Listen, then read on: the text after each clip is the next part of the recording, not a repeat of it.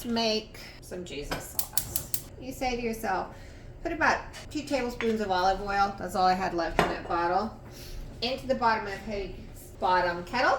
You're gonna add 2 to 3, maybe 4 pieces of crushed garlic, it's your choice, and a roughly chopped onion. You're gonna let that cook for a few minutes before we add the next stuff. You're gonna wanna saute, kind of move this around, let it start cooking. You want your onions and your garlic to start caramelizing before you add the next step.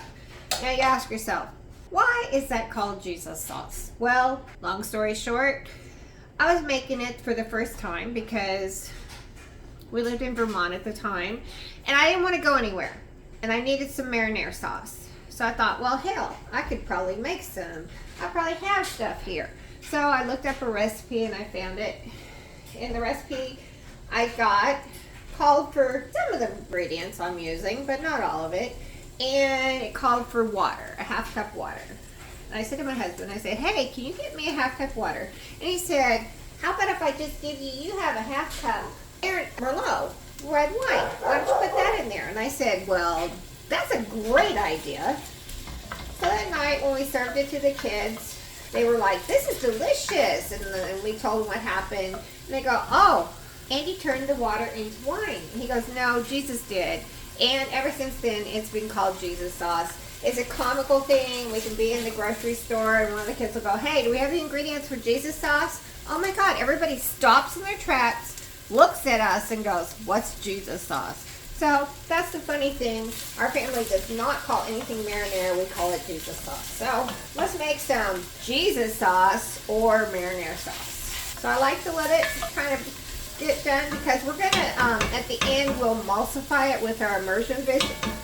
I can't even talk. We'll emulsify it with the immersion blender. Now this usually makes way more sauce than we need, so it does freeze in the freezer. Once it cools, I put it in the freezer, and we'll use it for probably 2 meals, maybe 3, depending on what I'm doing. We use it on spaghetti, we use it on pizza, and we also use it on casseroles. Like tonight, I'm going to put it on my eggplant parm. You can also put it on chicken parm. You can put it in lasagna. You get the picture, guys. You can use it on anything you want. And I'm very sorry about my daughter's dog that's going crazy in the background. Her mama has been gone for 2 weeks on a cruise for her 30th birthday. And so this one is getting to the point where she's had enough of grandma. And she's ready for her mama to come back.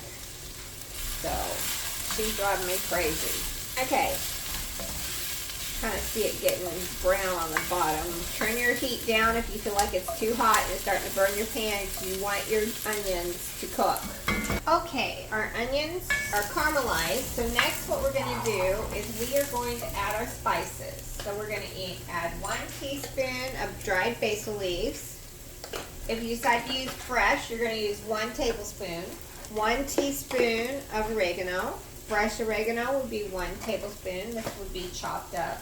You can use as much or as little red crushed pepper.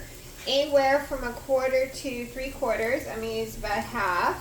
And we're going to add a teaspoon of sugar. And if you want to know why we add sugar, sugar helps with the acidity level and brings out the flavor of the tomatoes. And we're going to add 1 teaspoon of salt. Okay, we're going to stir that in. I'm going to cook for just a second so they can get aromatic. While that's done, I'm going to get myself a 1/2 cup of red wine, Merlot. I prefer 14 hands, but you can use anything you like. I like red wine because it can stay out of the refrigerator and it does well. So, pour that in there to deglaze. Let that deglaze off. Then we're going to add 2 cans of fire-roasted diced tomatoes. We're going to add a can of tomato sauce and 1 can of tomato paste. That's going to be the 1 ounce size. Hold on, let me see if I can find my... Okay, we'll get this in here. We're going to let it cook for a little while and we'll be back to emulsify it. So we want to let this cook for a little bit, guys, on low. Cook as short as you want, but the longer you cook it, the better it'll be.